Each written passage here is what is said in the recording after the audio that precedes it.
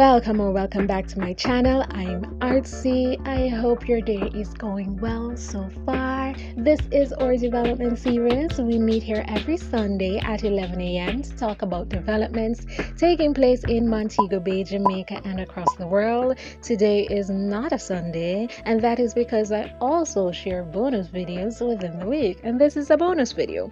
If you're interested in these types of videos, don't forget to hit the like button and subscribe. Now let's get into it. According to a November 9th, 2023 press release from United Oil and Gas, the company is currently engaged in discussions with a preferred potential partner that has been identified through the farm-out process to participate alongside United in the Walton Morant license in Jamaica. Furthermore, the company is engaging with the Jamaican authorities to secure an extension to the current license period, which expires at the end of January 2024, so as to provide sufficient time to progress additional technical work on the block to support the drilling of an exploration well. Additional updates on both the farm-out process and the license extension will be provided in due course. So as I expected, once again, an extension is required. I wonder how long this one is going to be. Possibly not too long though, because they did say that they may have already found a potential partner. Man, I almost feel like the mastering real long. Number 2.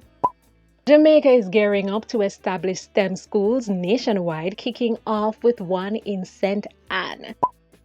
What is STEM? STEM stands for Science, Technology, Engineering, and Mathematics.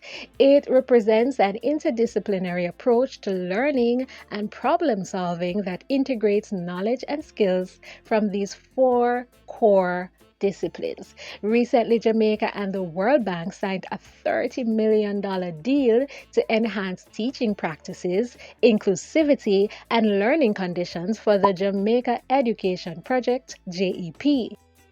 The World Bank's backing is poised to bring about positive changes benefiting 6,000 educators, impacting 150,000 students, and facilitating the establishment of 6 cutting-edge STEM schools. This loan is more than a financial transaction, rather it is an investment in unlocking the untapped potential of young minds. The inclusion of STEM in an education system is significant for several reasons. STEM education encourages students to think critically and solve real-world problems with hands-on learning and experimentation. Plus, it will prepare our youth for the future workforce, as many of the fastest growing and high-demand careers require strong STEM skills. Nations that prioritize STEM education are often more competitive globally, as a strong emphasis on STEM can contribute to a skilled workforce, technological advancements, and economic growth, making a country more competitive in the global marketplace. Would this be something that you would study if you were to go back to school, or is it something that you'd want your child to study? Okay, I feel like more to go back to school feet still. I don't know about you, but yeah, I think we could do that.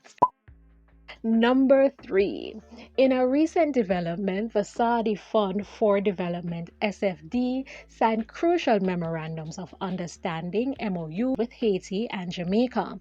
A memorandum of understanding (MOU) is a non-binding agreement between 2 or more parties that outlines the terms and details of a cooperative relationship or understanding.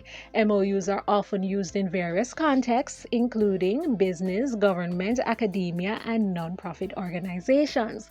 While an MOU is a formal document, it is generally less formal and less enforceable than, say, a legal contract. It serves as a precursor to a formal agreement and expresses the parties' intent to work together toward a common goal. Okay, so now we know what MOUs are. These agreements, aimed at fostering collaborative development efforts and contributing to sector growth, were finalized by SFD's CEO, Sultan Al Marshad. Pronounce that right, I'm not sure. alongside Haiti's Prime Minister Ariel Henry. Let me pronounce that right either. Is it Ariel or Ariel? And Jamaica's Minister of Foreign Affairs and Foreign Trade, Kamina Johnson-Smith. Jamaica's Prime Minister Andrew Holness was also present during the signing. This strategic move aligns seamlessly with SFD's commitment to supporting small island development states, SIDS, globally, addressing challenges that impede their development. The recently signed MOUs serve as a testament to the importance of international cooperation for sustainable social and economic progress. Number 4.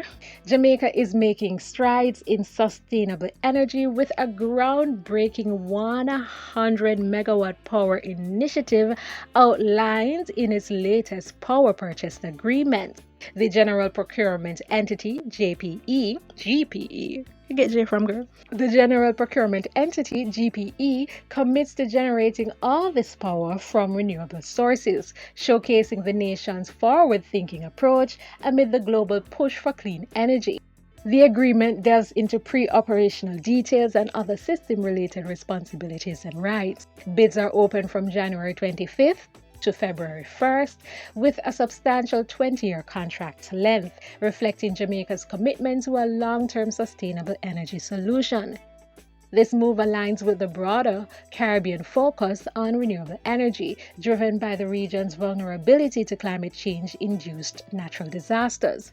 Caribbean nations are collectively adopting disaster-resistant infrastructure and eco-friendly policies, positioning Jamaica's initiative as a regional exemplar. So that's all the development updates I have for you today. Before I go, I just wanted to introduce you guys to the many playlists that I have on my channel. If you're interested in history of Jamaica, those kind of videos, I have a playlist called Our Story, History of Jamaica, with all of 15 videos in it. You can check that out. If you wanted to see around Montego Bay, I have a Montego Bay Vlogs playlist. Or I have a Walk With Me playlist where I walk around different places in Montego Bay. I have a Drive With Me playlist if you want driving videos. And those, I even have ones where I drive outside of Montego Bay and I place those in another playlist by themselves. About 9 videos for those. I will have a Tourism in Jamaica playlist if you want that one.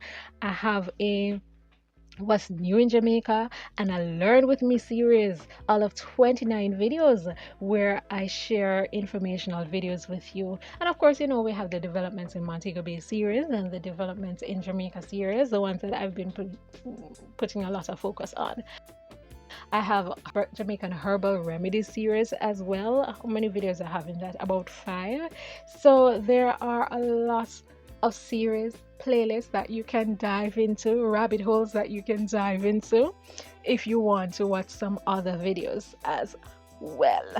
Yeah, so that's it for today. Thank you for watching.